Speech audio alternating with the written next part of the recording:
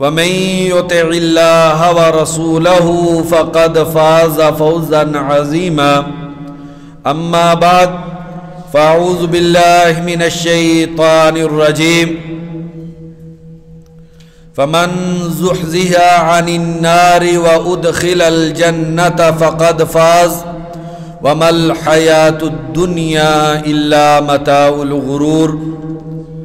ہر قسم کی حمد و ثنا، تسبیح و تحمید، تحلیل و تکبیر، عبودیت، بندگی اللہ وحدہ لا شریک کے لیے، ان گنت لا تعداد بے شمار درود و سلام ہو نبی اکرم صلی اللہ علیہ وسلم کی ذات اقدس پہ، کروڑوں رحمتیں ہوں صحابہ کرام پر، تابعین اعظام پر، محدثین کرام پر۔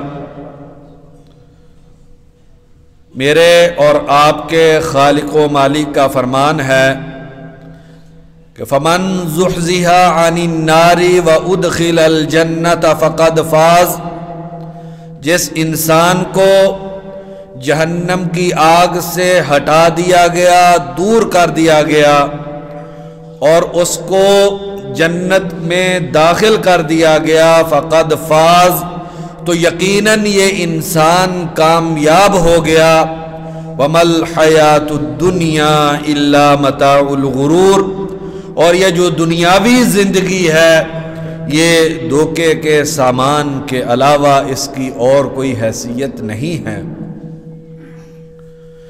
انسان اس دنیا میں زندگی گزارتا ہے اور ہم میں سے ہر انسان کی یہ خواہش اور تمنا ہے کہ میں کامیاب ہو جاؤں، میری اولاد کامیابی سے ہمکنار ہو جائے، ہمیں کامیابی نصیب ہو جائے۔ کامیابی کے حصول کے لیے ہر انسان دنیا میں کوشش کر رہا ہے، لیکن کامیابی ہے کیا؟ کامیابی کس کو ملنے والی ہے؟ کچھ لوگوں کے ذہن میں یہ تصور ہوتا ہے کہ اگر میرے پاس مال و متاع، پیسے، جائیداد زیادہ ہوگی تو میں کامیاب ہو جاؤں گا۔ کچھ لوگوں کے ذہن میں یہ بات ہوتی ہے کہ اگر میرا کاروبار اچھا چلے گا تو میں کامیاب ہو جاؤں گا۔ کچھ یہ سمجھتے ہیں کہ بڑی ڈگری حاصل کر کے انسان بڑی ملازمت کو حاصل کر لے تو اس کو سمجھا جاتا ہے کہ یہ انسان کامیاب ہے۔ لیکن اللہ احکم الحاکمین، جس خالق کائنات نے مجھ کو اور آپ کو اس زندگی کی نعمت سے نوازا ہے، اور یہ زندگی کی نعمت دینے کے بعد ایک ذمہ داری میرے اور آپ کے کندھوں پر ڈالی ہے، اور وہ نبی اکرم صلی اللہ علیہ وسلم جن کی رسالت پر ہم ایمان رکھتے ہیں۔ اللہ اور اللہ کے رسول کی نگاہ میں کامیابی کیا ہے اور یہ کامیابی کس کو ملے گی، کیسے ملے گی؟ آئیے ذرا قرآن و حدیث کی روشنی میں اور اس امت کے سلف صالحین کے فرامین اور ان کے طرز عمل کی روشنی میں ہم اپنی زندگی میں اپنے لیے کامیابی کی روش کا تعین کر لیں۔ ایسا نہ ہو کہ میں اور آپ کسی چیز کو کامیابی سمجھ کر اس کے لیے اپنی پوری دنیا اس کو تج کر دے، محنت ہو، وقت دیا جائے، صلاحیتیں خرچ کی جائیں، دن رات کی نیند قربان کی جائے، آرام اور سکون کو چھوڑا جائے اور یہ سمجھا جائے کہ ہم کامیابی کے رستے پہ گامزن ہیں، لیکن نتیجہ بعد میں یہ نکلے کہ ہم ناکام ہو جائیں اور ہماری ساری محنتیں ضائع اور برباد ہو جائیں، تو یہ بڑی بد نصیبی کی بات ہوگی۔ تو اللہ تبارک و تعالیٰ نے قرآن مجید میں کامیابی کا جو معیار مقرر کیا ہے، اللہ تبارک و تعالیٰ نے جو میرے اور آپ کے لیے کامیابی کے رستے کا تعین کیا ہے وہ یہ ہے کہ فمن زحزح عن النار وادخل الجنۃ فقد فاز۔ جس انسان کو جہنم سے بچا لیا گیا اور اسے جنت کا مہمان بنا دیا گیا، یہ انسان کامیاب ہے۔ وَمَا الْحَيَاةُ الدُّنْيَا إِلَّا مَتَاعُ الْغُرُورِ، اور یہ دنیا کے اندر انسان جو کچھ بھی کما رہا ہے، جتنی بھی محنت ہے، یہ جتنی بھی انسان کی کوششیں ہیں، یہ ایک سیراب اور دھوکے کے پیچھے بھاگنے کے علاوہ ان کی کوئی حیثیت نہیں ہے۔ اسی لیے اللہ تبارک و تعالی اپنے کلام پاک میں دوسری جگہ پر ارشاد فرماتے ہیں وَمَن يُطِعِ اللَّهَ وَرَسُولَهُ يُدْخِلْهُ جَنَّاتٍ تَجْرِي مِن تَحْتِهَا الْأَنْهَارُ خَالِدِينَ فِيهَا وَذَلِكَ الْفَوْزُ الْعَظِيمُ۔ جس انسان نے اللہ اور اللہ کے رسول کی اطاعت کی، جس انسان نے اپنی زندگی کو، اپنے سیرت اور کردار کو، اپنے لباس کو، اپنی شکل و صورت کو، اپنے گھر کے ماحول کو، اپنی بیٹی اور بیوی کے لباس کو، لوگوں کے ساتھ اپنے تعلقات کو، اپنے کاروبار کو، اپنی سیاست اور معاشرت کو، اپنی معیشت کو، اپنے عمرانی نظریات کو، گویا کہ اس نے زندگی کے ایک ایک شعبے کو اللہ اور اللہ کے رسول کی اطاعت میں کر دیا، جس انسان نے اپنی زندگی کے سبھی معاملات اللہ اور اللہ کے رسول کے فرامین کے مطابق گزارے، یدخلہ جنات تجری من تحتها الانہار، اللہ تبارک و تعالی ایسے عظیم انسان کو جنتوں میں داخل کریں گے جن جنتوں کے نیچے سے نہریں بہتی ہیں، خالدین فیہا، یہ لوگ جو اپنی زندگی قرآن و حدیث کی روشنی میں گزارنے والے ہیں، یہ لوگ اس جنت میں ہمیشہ رہیں گے، وَذَلِكَ الْفَوْزُ الْعَظِيمُ، اور یہی بڑی کامیابی ہے۔ اور دوسری جگہ پر اللہ تبارک و تعالی نے فرمایا رضی اللہ عنہم ورضوا عنہ ذَلِكَ الْفَوْزُ الْعَظِيمُ، اللہ ان سے راضی ہو گیا اور وہ اپنے رب اور خالق و مالک اپنے اللہ سے راضی ہو گئے، تو یہ بڑی کامیابی ہے۔ تو گویا کہ جس انسان کو اللہ تبارک و تعالیٰ کی رضا مل گئی، اللہ تبارک و تعالیٰ کی رضامندی جس انسان نے حاصل کر لی، وہ انسان کامیاب و کامران ہے۔ اور جس انسان نے دنیا کی زندگی میں اللہ تبارک و تعالیٰ کی رضامندی حاصل نہ کی، جو انسان دنیا کی زندگی گزارنے کے باوجود جنت کو حاصل نہ کر سکا، اور جو انسان اس دنیا میں ایک دنیا کے اعتبار سے اچھی زندگی گزارنے کے باوجود جہنم کی آگ کے اندر ڈال دیا گیا، اللہ کی قسم ہے یہ انسان ناکام انسان ہے، یہ احمق انسان ہے، یہ عقل سے عاری انسان ہے، اور یہ انسان جو ہے یہ دنیا کا بد نصیب ترین انسان ہے، اور یہ انسان گھاٹے اٹھانے والا انسان ہے، یہ کامیاب انسان نہیں ہے۔ من یصرف عنہ یومئذ فقد رحمہ وذلک الفوز المبین، میرے اور آپ کے خالق و مالک فرماتے ہیں ومن اصدق من اللہ قیلا، اور اللہ سے سچی بات کسی کی نہیں ہے۔ میری اور آپ کی سوچ اور ہمارے جو نظریے ہیں یہ جھوٹے اور غلط ہو سکتے ہیں، لیکن اللہ تبارک و تعالیٰ کو جو فرمان ہے وہ حقیقت پر مبنی اور حق اور سچ ہے۔ من یصرف عنہ یومئذ فقد رحمہ، جس انسان کو جہنم سے اس دن قیامت کے دن پھیر دیا گیا، جہنم سے بچا لیا گیا، فقد رحمہ، یہ وہ انسان ہے جس پہ اللہ تبارک و تعالیٰ نے اپنی رحمتیں کی ہیں، وَذَلِكَ الْفَوْزُ الْمُبِينُ، اور یہی واضح کامیابی ہے۔ وہ انسان بھائیوں کیسے کامیاب ہو سکتا ہے جس نے اپنی تخلیق کے مقصد کو فراموش کر کے اس عارضی دنیا کی نظر کر دیا اور جہنم میں چلا گیا؟ یہ انسان کیسے کامیاب ہو سکتا ہے؟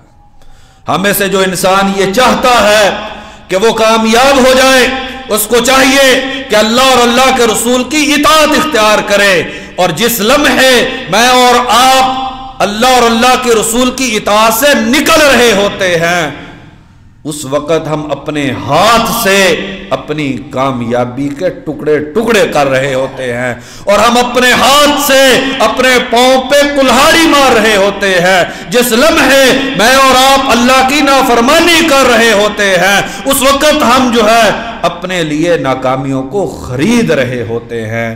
इन्ना लिल मुत्तकीन मफाजा, कामयाबी तकवे वालों के लिए है जो अल्लाह का डर और खौफ रख के दुनिया की जिंदगी गुजारते हैं। कामयाबी उनके लिए है जो बेलगाम हो जाते हैं, जिनके दिलों से अल्लाह का डर और खौफ निकल जाता है, जिनकी जिंदगी में आखिरत का डर और खौफ नहीं रहता है, जो लोगों को कब्र की कोठरी उनके दिलों में डर पैदा नहीं करती है। ये लोग जो हैं ये नाकाम और नामुराद लोग हैं। क़द अफ़लह मन ज़क्काहा, वो इंसान यकीनन कामयाब हो गया जिसने अपने नफ्स को पाकीज़ा कर लिया, गुनाहों से बचा लिया, इस नफ्स को तक़वे का लिबास पहना दिया। जिस इंसान ने अपने नफ्स की पाकीज़गी का एहतिमाम कर लिया ये इंसान कामयाब हो गया।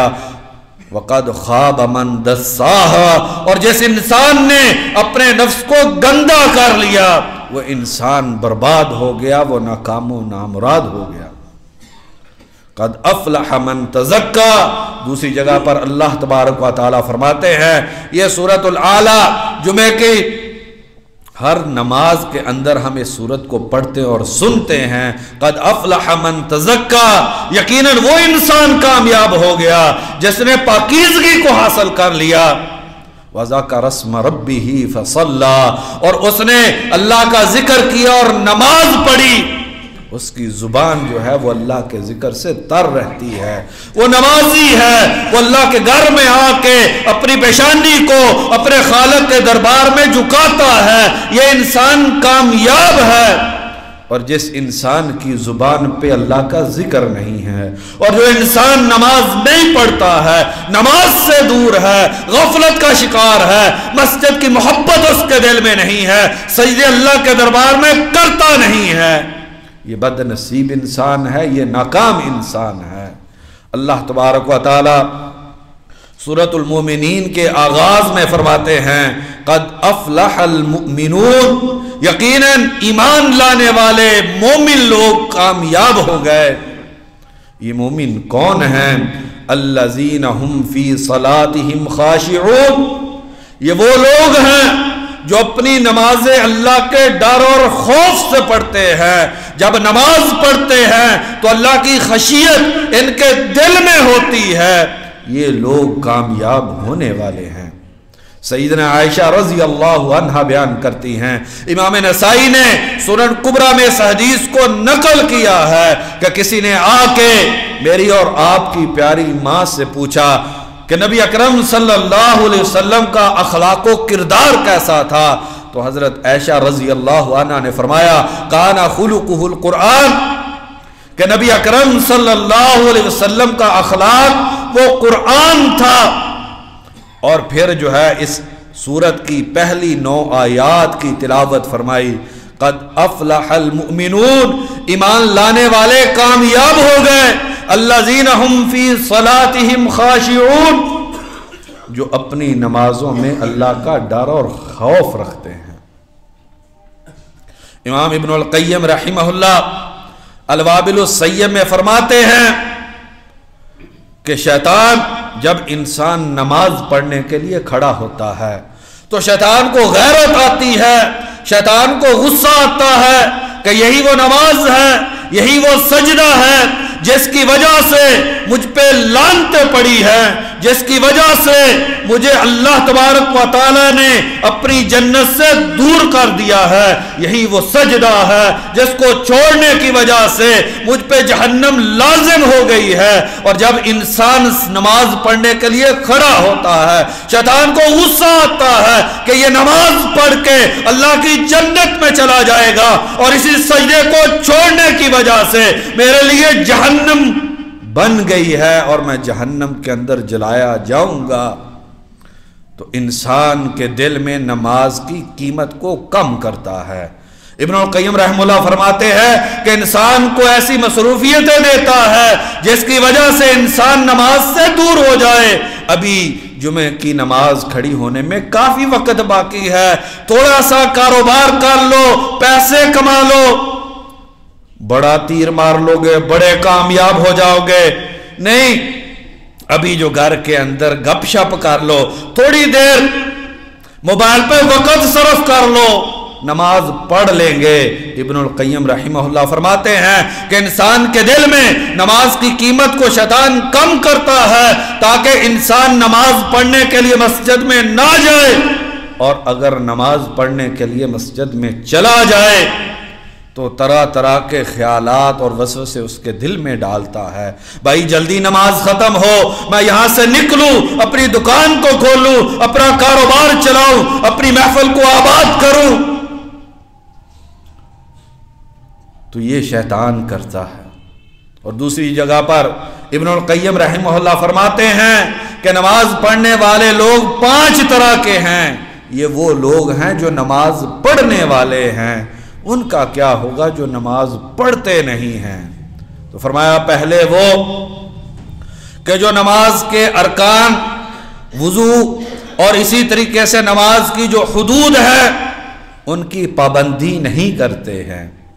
وضو اچھے سے نہیں کیا، وقت کی پابندی نہیں کی، وقت نکال کے نماز کو پڑھ لیا، جماعت کا اہتمام نہیں کیا، رکوع سجدے کو صحیح طریقے سے ادا نہیں کیا. ایک یہ لوگ ہیں، یہ کوتاہی کرنے والے ہیں، انہیں نماز پڑھنے کے باوجود سزا دی جائے گی. اور دوسرے وہ لوگ ہیں وضو صحیح کرتے ہیں، نماز وقت پہ پڑھتے ہیں، حدود کا بھی خیال رکھتے ہیں، رکوع سجدہ بھی ٹھیک کرتے ہیں. فرمایا لیکن جب نماز پڑھتے ہیں ان کے دلوں میں وسوسے ہوتے ہیں، خیالات ہوتے ہیں، تو یہ لوگ، ان کو بھی اپنی نماز کا حساب دینا پڑے گا. اور تیسرے وہ لوگ نماز کی حدود ارکان کی پابندی بھی کرتے ہیں، وسوسوں سے بھی اپنے آپ کو بچا کے رکھتے ہیں. یہ مجاہد لوگ ہیں جو شیطان کے خلاف جہاد کرنے والے ہیں. تو ان کے لیے یہ نماز گناہوں کی معافی کا ذریعہ بن جاتی ہے.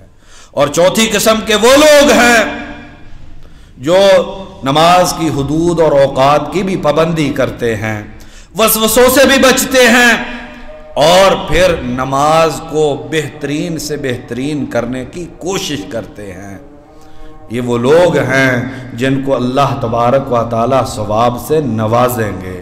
اور 5ویں قسم کے وہ لوگ ہیں کہ جو اللہ کے ڈر اور خوف کے ساتھ نماز کو ایسے ادا کرتے ہیں، ان تعبد اللہ کأنک تراہ، نماز ایسے پڑھتے ہیں گویا کہ وہ اللہ تبارک و تعالیٰ کو دیکھ رہے ہوتے ہیں.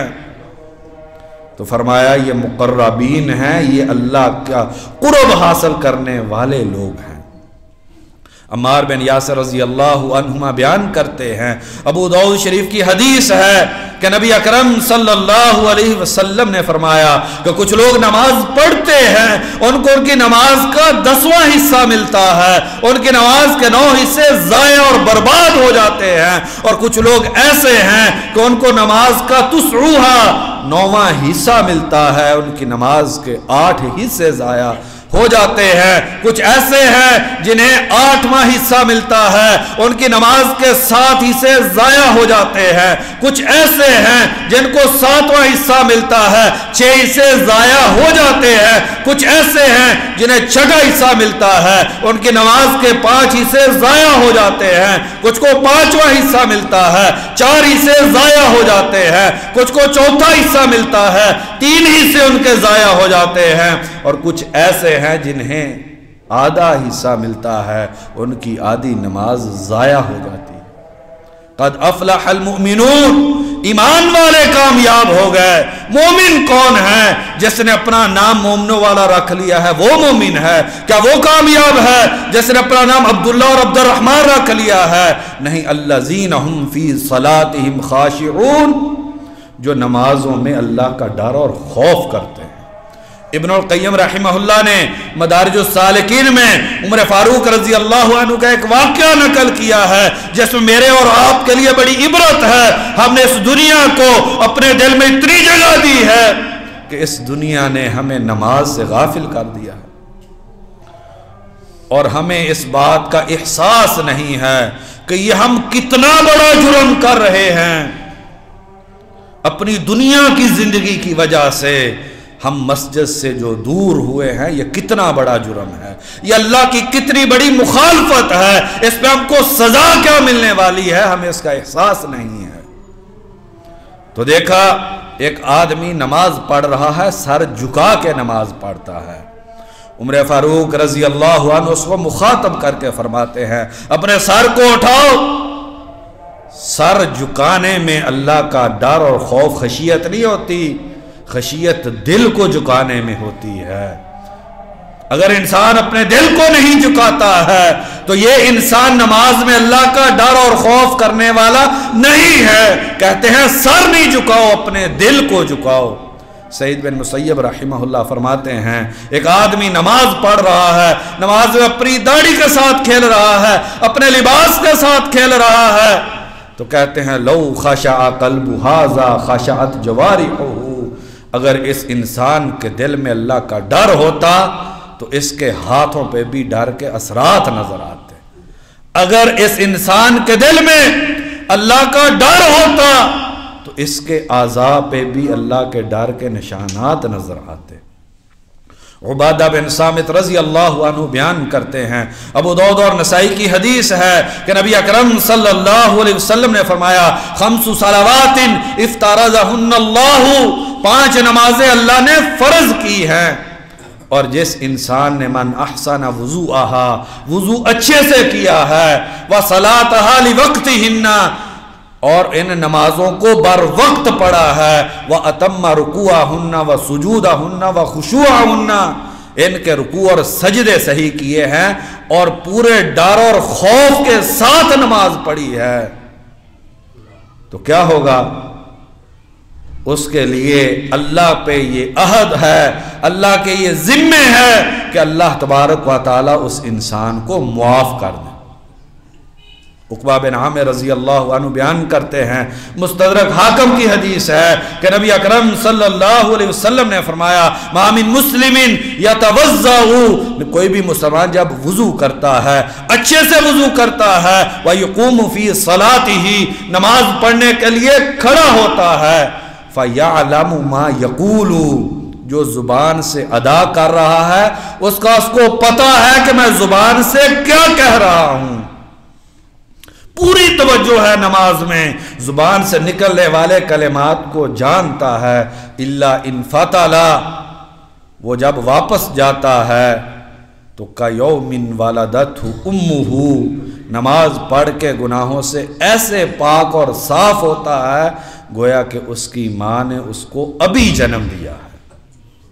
ابو درداء رضی اللہ عنہ بیان کرتے ہیں، امام طبرانی رحمہ اللہ نے اس حدیث کو نقل کیا ہے کہ میری امت کی نمازوں میں سب سے پہلے اللہ کا ڈر اور خوف نکل جائے گا۔ قد افلح المؤمنون، وہ مومن کامیاب ہیں، الذین هم فی صلاتہم خاشعون، جو نمازوں میں اللہ کا ڈر اور خوف کرتے ہیں۔ سیدنا ابو درداء رضی اللہ عنہ فرماتے ہیں کہ نبی اکرم صلی اللہ علیہ وسلم نے فرمایا میری امت کی نمازوں میں سے سب سے پہلے اللہ کا ڈر اور خوف اٹھ جائے گا۔ تو دیکھ لیجئے ہم مسلمان ہیں، مسلمانوں کی بستی میں رہتے ہیں، مسجد کی ہمسائیگی میں رہنے والے ہیں، لیکن نماز میں آنا کتنا ہمارے لیے بھاری ہے۔ تھوڑا سا بر وقت آنا، وقت پہ آ کے نماز کو پڑھنا، اپنے کاروبار کو بند کرنا، اپنی ملازمت کو چھوڑنا ہم پہ کتنا مشکل ہے۔ تو فرمایا کہ میری امت کی نمازوں میں سے سب سے پہلے اللہ کا ڈر اور خوف نکل جائے گا۔ فلا ترى فیہا خاشعہ، مسجد میں نماز پڑھنے والوں میں تمہیں ایک بھی اللہ کا ڈر اور خوف کر کے نماز پڑھنے والا نہیں ملے گا۔ بھائیو، آج بھی اگر ہم اس بات کا عہد اور عزم کر لیں کہ ہم نے کامیابی کو حاصل کرنا ہے، اور کامیابی وہ ہے کہ انسان اللہ کی جنت میں چلا جائے، جو جنت میں نہ گیا وہ انسان ناکام ہو گیا، برباد ہو گیا، اس نے اپنے آپ کو تباہ و برباد کر دیا، اگرچہ دنیا میں اس کے پاس دنیاوی نعمتیں کتنی بھی کیوں نہ ہو۔ تو وہ مومن کامیاب ہیں جو اپنی نمازوں میں اللہ کا ڈر اور خوف رکھتے ہیں، اور جو نمازوں میں ڈر اور خوف نہیں رکھتے ہیں وہ لوگ ناکام ہیں۔ آئیے ذرا ہم اپنے سلف صالحین کی نمازوں کو دیکھیں، اپنے طرز عمل اور روش کو بھی دیکھیں کہ ہماری زندگی کی روش کیسی ہے، ہماری ترجیحات کیا ہیں، ہماری زندگی کی محنت کس معاملے میں ہے، اور ہمارے اسلاف کیا کیا کرتے تھے۔ ابو داؤد شریف کی حدیث ہے، نبی اکرم صلی اللہ علیہ وسلم غزوے سے واپس آ رہے ہیں، نبی اکرم صلی اللہ علیہ وسلم نے اپنے دو صحابہ کی ذمہ داری لگائی ہے، عباد بن بشر رضی اللہ عنہ اور عمار بن یاسر رضی اللہ عنہما، ان دونوں کی پیرے کی ڈیوٹی لگائی ہے کہ پیر نظر رکھنی ہے، دشمن حملہ نہ کر دے۔ عمار بن یاسر رضی اللہ عنہ ٹیک لگا کے سو جاتے ہیں، یہ صحابی رسول عباد بن بشر رضی اللہ عنہ نماز پڑھنے کے لیے کھڑے ہوتے ہیں، دشمن آتا ہے، آ کے ان کو ایک تیر مارتا ہے، یہ نماز پڑھ رہے ہیں، نماز کی حالت میں تیر کو کھینچ کے پھینک دیتے ہیں، پھر وہ دو تیر اور مارتا ہے جو ان کے جسم میں لگتے ہیں، لیکن یہ نماز ہے، نماز اپنی جاری رکھتے ہیں۔ جب نماز مکمل کر لیتے ہیں تو عمار بن یاسر رضی اللہ عنہما کو اٹھاتے ہیں، وہ ان کے جسم پہ خون کے دھارے دیکھ کے تڑپ جاتے ہیں، کہتے ہیں عباد جب پہلا تیر لگا تھا تم نے مجھ کو اٹھایا کیوں نہیں؟ کہا میں نماز پڑھ رہا تھا، میں نے سورۃ کہف کا آغاز کیا تھا، میں اس سورت کو پڑھ رہا تھا، میں نے یہ پسند نہیں کیا کہ ان تیروں کی وجہ سے میں اس سورت کو ختم کیے بغیر رکوع کے اندر چلا جاؤں۔ بھائیو یہ نماز چاہیے کامیابی کے لیے، اگر ہم کامیاب ہونا چاہتے ہیں تو اس نماز کی ضرورت ہے۔ کہتے ہیں میں سورۃ کہف کو مکمل کیے بغیر رکوع میں نہیں جانا چاہتا تھا، جب سورت مکمل ہوئی تب میں رکوع میں گیا اور میں نے اپنی نماز مکمل کی، پھر میں نے آپ کو بیدار کیا۔ عبداللہ بن زبیر رضی اللہ عنہما، ان کے بارے میں امام ذہبی رحمہ اللہ نے سیر اعلام النبلاء میں لکھا ہے، اللہ کی قسم ہے یہ لوگ کامیاب ہو گئے، اللہ کے نبی نے ان کو دنیا میں جنت کی بشارت دی ہے، یہ لوگ کامیاب ہیں، اور جیسا میرا اور آپ کا رویہ اور روش ہے، ہم ناکام ہیں، ہم نامراد ہیں، ہم نے جو ہے نماز کو اپنی زندگی میں اہمیت نہیں دی ہے، اور اگر نماز پڑھی ہے تو اللہ کا ڈر اور خوف دل میں لے کے ہم نے نماز نہیں پڑھی۔ عبداللہ بن زبیر رضی اللہ عنہما کے بارے میں امام ذہبی رحمہ اللہ سیر اعلام النبلاء کے اندر لکھتے ہیں کہ ایک دن یہ نماز پڑھ رہے تھے تو گھر کی چھت سے سانپ گرتا ہے، ان کا بیٹا ہاشم ہے اور سانپ ان کے پاس گرتا ہے، اہل خانہ جب سانپ کو دیکھتے ہیں تو چیخو پکار شروع کر دیتے ہیں جیسے سانپ کو دیکھ کر عام طور پہ عورتیں اور بچے کرتے ہیں، لیکن یہ اللہ کے بندے ایسے نماز میں مستغرق ہیں کہ امام ذہبی رحمہ اللہ لکھتے ہیں کہ نماز پڑھتے ہیں، سلام پھیرتے ہیں، ان سے پوچھا جاتا ہے کہ یہ سانپ گرا، ہم نے اتنا شور کیا، آپ نے نماز کو نہیں توڑا، آپ نے نماز کو مختصر نہیں کیا؟ کہتے ہیں اللہ کی قسم مجھے تو آپ کا شور ہی سنائی نہیں دیا، مجھے پتا ہی نہیں چلا کہ گھر کے اندر شور ہو رہا ہے۔ یہ ہیں الذین ھم فی صلاتہم خاشعون، جو اپنی نمازوں میں اللہ کا ڈر اور خوف رکھتے ہیں، اور پھر جب باپ ایسا ہو تو بیٹے کیسے ہوتے ہیں؟ انہی کے بیٹے عروہ بن زبیر رحمہ اللہ، ان کے بارے میں امام ابن کثیر رحمہ اللہ نے اپنی مشہور تاریخ البدایہ والنہایہ میں یہ واقعے کو نقل کیا ہے کہ ایک مرتبہ ان کی ٹانگ کے اندر کوئی بیماری لگ گئی جس کی وجہ سے ڈاکٹروں نے کہا کہ آپ کی ٹانگ کو کاٹنا پڑے گا، اس کے لیے آپ کوئی نشہ آور چیز استعمال کر لیں۔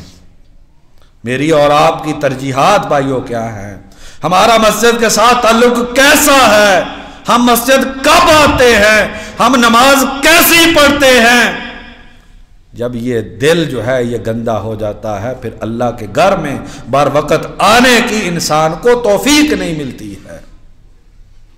تو کہتے ہیں کہ میں نشہ آور دعا استعمال نہیں کروں گا، تو کہتے ہیں ٹانگ کاٹی جائے گی، آپ کو بہت تکلیف ہوگی۔ کہتے ہیں کہ ایسا کرو میں نماز پڑھتا ہوں اور نماز کے دوران میری ٹانگ کو کاٹ دینا۔ پھر ایسے ہی ہوا، اس اللہ کے بندے نے نماز کو شروع کیا، اور جب نماز شروع کی تو ڈاکٹر نے ان کی ٹانگ کاٹ دی۔ نماز اپنی مکمل کرتے ہیں، مکمل کرنے کے بعد ڈاکٹر کہتا ہے کہ مجھ کو یوں محسوس ہوا کہ میں نے آپ کی ٹانگ کاٹی تو آپ کو درد محسوس نہیں ہوا، آپ نے اف تک نہیں کیا، سسکاری نہیں لی، آپ کے چہرے پہ دکھ کے اثرات ظاہر نہیں ہوئے۔ کہتے ہیں مجھے پتہ ہی نہیں چلا تم نے میری ٹانگ کب کاٹی ہے۔ الذین ہم فی صلاتہم خاشعون، وہ لوگ کامیاب ہیں جو اپنی نمازوں میں اللہ کا ڈر اور خوف رکھتے ہیں۔ امام بخاری رحمہ اللہ کے بارے میں خطیب بغدادی رحمہ اللہ نے تاریخ بغداد میں نقل کیا کہ ایک دن نماز پڑھنے کے لیے کھڑے ہوئے، لمبی نماز پڑھی، لمبی نماز پڑھی۔ نماز پڑھنے کے بعد اپنے ساتھی کو مخاطب کر کے کہتے ہیں دیکھو میری کمر پہ کوئی چیز محسوس ہو رہی ہے۔ تو جب کپڑا اٹھایا گیا تو بیڑ تھی۔ راوی بیان کرتا ہے کہ 16 یا 17 جگہ پہ بیڑ کے ڈنگ کے نشانات تھے۔ تو ہم نے ان کو کہا کہ جب بیڑا آپ کو کاٹ رہی تھی تو آپ نماز کو چھوڑ دیتے۔ امام بخاری رحمہ اللہ نے فرمایا میں نماز میں قرآن پڑھ رہا تھا اور قرآن کی سورت کو مکمل کیے بغیر میں کیسے رکوع میں چلا جاتا۔ کیا بھائیو میری اور آپ کی نماز بھی ایسی ہے؟ عبداللہ غزنوی رحمہ اللہ، اللہ کی کروڑوں رحمتیں ہوں صحابہ تابعین محدثین علماء کرام پر کہ جنہوں نے نہ صرف اس دین کو محفوظ کرنے کے لیے قربانیاں دی ہیں، اپنی ساری دنیا قربان کی ہے، بلکہ جو ہے عملی طور پر بھی ثابت کیا ہے کہ یہ دین اتنا خوبصورت ہے کہ اس پہ چلنے میں ہی کامیابی ہے۔ ایک دن نماز پڑھاتے ہیں، بارش ہوتی ہے، بارش بڑے زور کی بارش ہوتی ہے۔ عبداللہ غزنوی رحمہ اللہ نماز پڑھا رہے ہیں اور ان کو احساس نہیں ہو رہا ہے، پیچھے سے نمازی نماز توڑ کے جا رہے ہیں۔ نماز مکمل کرتے ہیں تو پیچھے دیکھتے ہیں 2 یا 3 آدمی کھڑے ہیں اور باقی سارے چلے گئے ہیں، اور دعا کے لیے جب ہاتھ اٹھاتے ہیں تو ہاتھ کو دیکھتے ہیں کہ ہاتھ پہ کیچڑ لگا ہوا ہے بارش کی وجہ سے۔ تو کہتے ہیں اپنے آپ کو مخاطب کر کے کہ عبداللہ بارش ہوئی اور تجھے نماز میں اس بات کی بھی خبر نہ ہوئی کہ بارش ہو رہی ہے۔ کیا بھائیو میری اور آپ کی نمازیں ایسی ہی ہیں؟ کیا وجہ ہے کہ ان کی نمازیں ایسی تھیں اور میری اور آپ کی نمازیں ایسی نہیں ہیں؟ وجہ یہ ہے کہ ہماری زندگی میں نماز کی اہمیت نہیں رہی ہے، دوسری چیزوں کی اہمیت ہے۔ ہم نماز کو ایک بس بوجھ ہے ہم پہ، جس کو جو بھائی پڑھتے ہیں وہ کوشش کرتے ہیں کہ یہ بوجھ کسی طریقے سے ادا کر دیا جائے۔ اگر آپ نے دیکھنا ہو یہ کتنا بڑا بوجھ ہے تو جمعے کی نماز کے سلام پھرنے کے بعد مسجد کے دروازے پہ کھڑے ہو کے دیکھ لینا، پتہ چل جائے گا کہ یہ نماز کتنا بڑا بوجھ ہے۔ سلام بعد میں پھرتا ہے اور بھائی باغ کے باہر کو نکلتے ہیں، شاید کہ کامیابی کامرانی مسجد کے باہر پڑی ہے۔ نہیں بھائیو، یہ کامیابی جو ہے مسجد میں ہے۔ قد افلح المؤمنون الذین هم فی صلاتهم خاشعون۔ جائیے جا کے باہر دیکھ لیجئے، ابھی جمعے کی نماز کھڑے ہونے والی ہے اور اپنے آپ کو مسلمان کہنے اور ماننے والے بازار کے اندر دیکھ لیجئے کیا کر رہے ہیں۔ اور پھر سلام پھرنے کے بعد بھی دیکھ لیجئے کہ کامیابی کے متلاشی لوگوں کا گویا کہ مسجد میں کوئی بہت بڑی تکلیف اور مصیبت میں مبتلا ہے کہ فوراً یہاں مسجد سے ہم بھاگ جانا چاہتے ہیں۔ بھائیو، یہ ہمارے لیے پھر بڑی ندامت والی بات ہوگی کل قیامت کے دن جب اس نماز کا پوچھا جائے گا، پھر انسان کو بڑی پریشانی ہوگی۔ اللہ تبارک و تعالیٰ سے دعا ہے کہ اللہ تبارک و تعالیٰ ہمیں کامیابی کو حاصل کرنے والوں میں سے بنا دے۔ اللہ تبارک و تعالیٰ سے دعا ہے کہ اللہ تبارک و تعالیٰ ہمیں اپنے ڈر اور خوف کے ساتھ نماز کو ادا کرنے کی توفیق عطا کر دے۔ وما توفیقی الا باللہ۔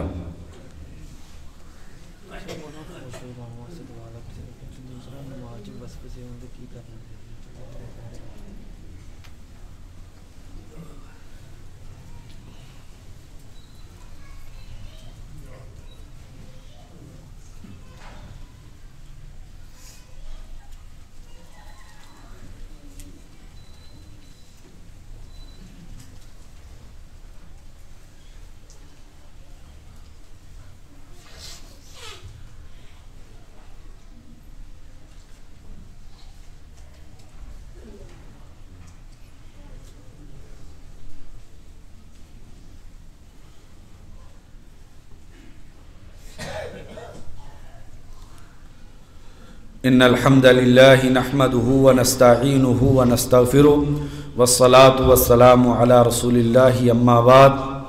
اور دوسری چیز جو اس صورت میں اللہ تبارک و تعالیٰ نے کامیابی کے لیے ذکر کی ہے وہ ہے کہ والذین هم عن اللغو معرضون، وہ لوگ جو لغویات اور فضول چیزوں سے منہ موڑ لیتے ہیں، لغو چیزوں میں اپنی زندگی کے قیمتی لمحات ضائع نہیں کرتے۔ اللہ تبارک و تعالیٰ قرآن مجید میں دوسری جگہ پر فرماتے ہیں وَإِذَا مَرُّوا بِاللَّغْوِ مَرُّوا كِرَامًا، جب لغویات، فضول، بے مقصد، بے قیمت چیزوں کے پاس سے ان کا گزر ہوتا ہے تو اپنا پہلو بچا کے گزر جاتے ہیں، اپنے آپ کو اس میں مصروف نہیں کرتے۔ اور تیسری جگہ پر فرمایا وَإِذَا سَمِعُوا اللَّغْوَ أَعْرَضُوا عَنْهُ، جب لغویات کو سنتے ہیں، اس سے اعراض کرتے ہیں، اس کا حصہ نہیں بنتے ہیں۔ ابن ابی دنیا رحمہ اللہ نے کتاب الصمت میں ایک واقعہ کعب بن عجرہ رضی اللہ عنہ کا نقل کیا ہے۔ نبی اکرم صلی اللہ علیہ وسلم کے پاس یہ صحابی آتے ہیں، آ کے دیکھتے ہیں واقعہ سننے والا ہے، سمجھنے والا ہے۔ آپ صلی اللہ علیہ وسلم کے چہرے پہ درد اور تکلیف کے اثرات نظر آتے ہیں۔ یہ صحابی دیکھ کے تڑپ جاتا ہے، کہتا ہے اللہ کے نبی لگتا ہے کوئی پریشانی اور تکلیف ہے۔ آپ صلی اللہ علیہ وسلم نے فرمایا ہاں کعب، 3 دن ہو گئے ہیں میں نے کھانا نہیں کھایا ہے۔ تو کعب رضی اللہ عنہ فوراً نکلتے ہیں، جاتے ہیں، دیکھتے ہیں ایک یہودی جو ہے وہ کام کر رہا ہے، پانی کے ڈول نکال رہا ہے۔ اس کو کہتے ہیں یہ پانی کے ڈول میں نکالتا ہوں، مجھے کچھ معاوضہ دے دے۔ یہودی کہتا ہے ایک ڈول پانی کا نکال، اس کے بدلے میں تجھے 1 کھجور میں دوں گا۔ 1 ڈول نکالتے ہیں، ہر ڈول پہ کھجور ملتی ہے، اور کچھ کھجوریں لے کر نبی اکرم صلی اللہ علیہ وسلم کے پاس آتے ہیں۔ اللہ کے نبی 3 دن ہو گیا آپ نے کھانا نہیں کھایا ہے۔ یہ وہ لوگ ہیں، یہ اللہ کے نبی صلی اللہ علیہ وسلم ہیں جنہوں نے کامیابی والی زندگی گزاری ہے۔ میں نے اور آپ نے کامیابی پیٹ بھرنے میں سمجھ لی ہے۔ اللہ کے نبی یہ کھجوریں کھا لیجئے۔ نبی اکرم صلی اللہ علیہ وسلم کھجوریں کھاتے ہیں اور فرماتے ہیں کعب یاد رکھنا، جو میری سیرت و کردار کے جتنے قریب ہوتے ہیں ان پہ اتنی ہی تیزی سے غربت اور بھوک کا حملہ ہوتا ہے جس تیزی سے سیلاب کا پانی نشیبی زمین میں جاتا ہے۔ تو پوچھتے ہیں کیا تم مجھ سے محبت کرتے ہو؟ کعب رضی اللہ عنہ کہتے ہیں ہاں اللہ کے نبی میں آپ سے محبت کرتا ہوں۔ تو فرمایا اگر مجھ سے محبت کرتے ہو تو بھوک کے لیے تیار ہو جاؤ، اس دنیا کو قربان کرنے کے لیے تیار ہو جاؤ۔ تمہاری طرف بھوک ایسے دوڑ کے آئے گی جیسے نشیبی جگہ پہ سیلاب کا پانی آتا ہے، اس کے لیے تیاری کر لے۔ پھر کچھ وقت گزرتا ہے، کعب رضی اللہ عنہ مسجد میں نظر نہیں آتے ہیں۔ نبی اکرم صلی اللہ علیہ وسلم صحابہ سے پوچھتے ہیں، بتلایا جاتا ہے کہ بیمار ہیں، تیمارداری کے لیے گھر جاتے ہیں۔ گھر جا کے انہیں نبی اکرم صلی اللہ علیہ وسلم تیمارداری کرتے ہیں۔ ان کی والدہ ان کو مخاطب کر کے کہتی ہیں، کعب تم تو جنتی ہو، کیوں پریشان ہو؟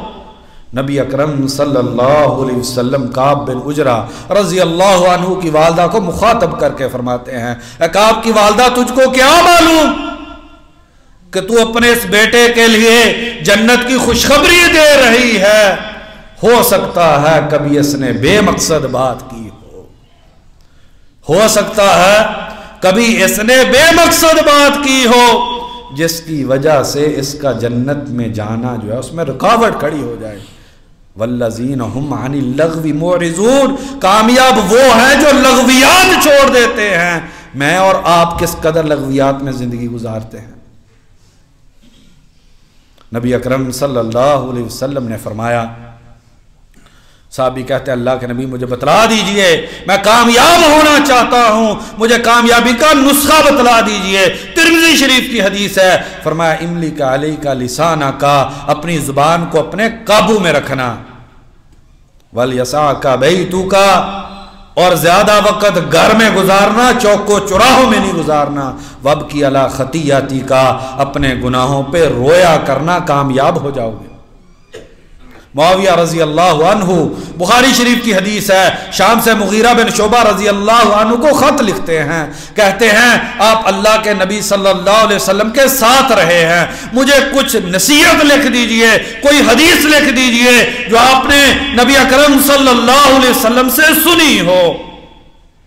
مغیرہ بن شعبہ رضی اللہ عنہ لکھ کے بھیجتے ہیں، نبی اکرم صلی اللہ علیہ وسلم نے فرمایا ان اللہ کارہ لکم قیل وقالا، کہ اللہ نے تمہارے لیے بے مقصد باتوں کو ناپسند کیا ہے، بے مقصد باتیں نہ کیا کرو۔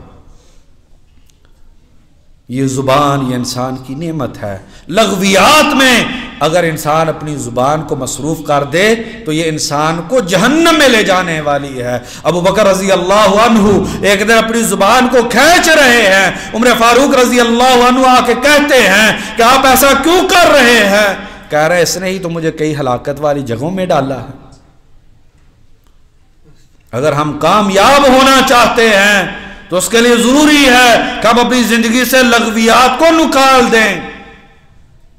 اللہ اکبر۔ امام ذہبی رحمہ اللہ نے سیر اعلام نبلاء میں ایک بڑے محدث ہیں ابو الحسن عبد الرحمن داوودی رحمہ اللہ، ان کا واقعہ نقل کیا ہے۔ بال بنوانے کے لیے حجام کی دکان پہ جاتے ہیں تو مسلسل یہ ذکر کرتے تھے، زبان کبھی بھی ذکر سے بند نہیں ہوتی تھی۔ جب بال بنوانے کے لیے گئے، ہونٹ ہل رہے ہیں، زبان پہ ذکر جاری ہے، وہ حجام کہتا ہے کہ آپ اپنی زبان کو روک لیجئے، زبان کی حرکت کی وجہ سے سر میں حرکت ہو رہی ہے، ایسا نہ ہو کہ آپ کے سر میں کوئی زخم آ جائے۔ تو کہتے ہیں میرے لیے وقت کو تم روک دو، میں تمہارے لیے اپنی زبان کو روک دیتا ہوں۔ بھائیو، والذین هم عن اللغو معرضون، جو لغویات کو چھوڑنے والے لوگ ہیں، یہ لوگ جو ہیں یہ کامیابی و کامرانی والے ہیں۔ اللہ تبارک و تعالیٰ سے دعا ہے کہ اللہ تبارک و تعالیٰ ہمیں کامیابی حاصل کرنے والوں میں سے بننے کی توفیق عطا فرما دے۔ یا اللہ ہمیں حقیقی کامیابی کو سمجھنے کی توفیق عطا کر دے۔ یا اللہ ہم دنیا کی زندگی میں ایسے کھو گئے ہیں کہ ہم اپنے ہاتھوں سے اپنی بربادی کا سامان کر رہے ہیں اور ہم سمجھ رہے ہیں کہ ہم کامیاب ہو رہے ہیں۔ یا اللہ ہمیں حقیقی کامیابی کو سمجھنے کی توفیق عطا کر دے۔ یا اللہ اس کامیابی کو ہمارے لیے آسان کر دے۔ یا اللہ ہمیں نماز اپنے ڈر اور خوف کے ساتھ ادا کرنے کی توفیق عطا کر دے۔ یا اللہ ہمیں مسجد میں وقت گزارنے کی توفیق عطا کر دے۔ یا اللہ تیرے نبی نے فرمایا جب آدمی مسجد میں ہوتا ہے فرشتے اس کے لیے رحمت اور گناہوں کی معافی کی دعا کرتے ہیں۔